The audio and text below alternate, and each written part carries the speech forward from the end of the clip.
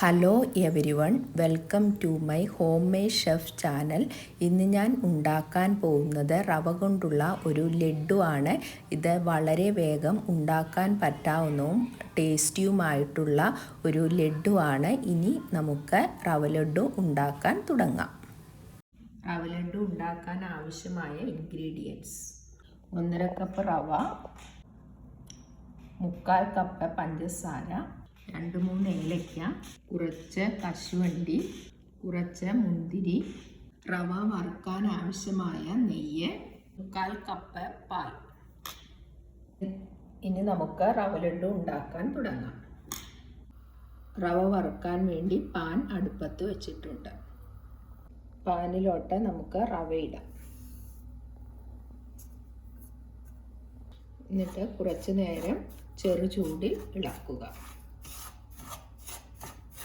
റവ കുറച്ച് ചൂടായിട്ടുണ്ട്. ഇതിലോട്ട് നമുക്ക് നെയ്യ് ആഡ് ചെയ്യാം.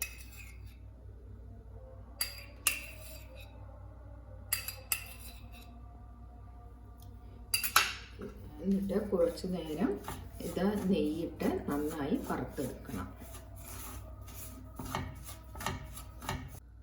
റവ നന്നായിട്ട് വറുത്തിട്ടുണ്ട്. ഇനി നമുക്കിത് മിക്സിയിലിട്ട് നന്നായി പൊടിച്ചെടുക്കണം. തണുത്തതിന് ശേഷം റവ മിക്സിയിലിട്ട് പൊടിച്ചെടുത്തതാണ് ഇത്.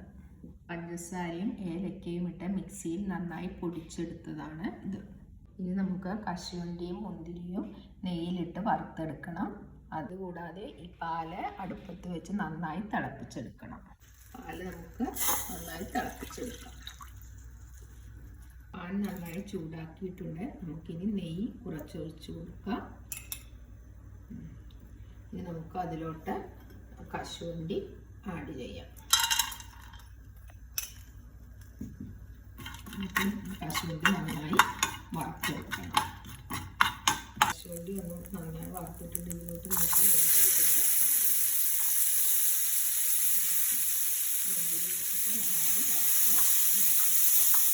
നമുക്ക് റവ ലഡ്ഡു ഉണ്ടാക്കാൻ തുടങ്ങാം. അതിനുവേണ്ടി നമുക്ക് എല്ലാം മിക്സ് ചെയ്യാൻ തുടങ്ങാം. ഇനി നമുക്ക് റവയിലോട്ട് പൊടിച്ചു വെച്ച പഞ്ചസാര മിശ്രിതം ആഡ് ചെയ്യാം കുറച്ച്. എന്നിട്ട് നന്നായി മിക്സ് ചെയ്യുക. ഈ മിശ്രിതത്തിലോട്ട് നമുക്ക് ഫ്രൈ ചെയ്ത് വെച്ച മുന്തിരിയും കശുവണ്ടിയും ആഡ് ചെയ്യാം.